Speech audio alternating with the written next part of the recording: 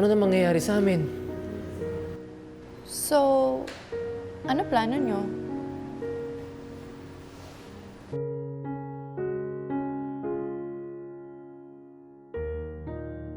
Fundraising show! Fundraising show? Tama!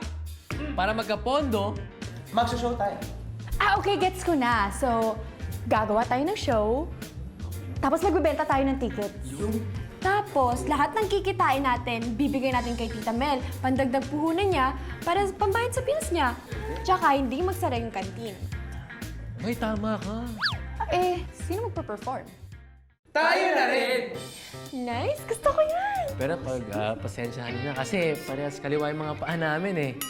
Yung ano kasi, talent namin magtanim sa bukid at mangisda sa dagat. Ano ba kayo? Walang problema yun. Magpatulong tayo. Kanino? Kay JR!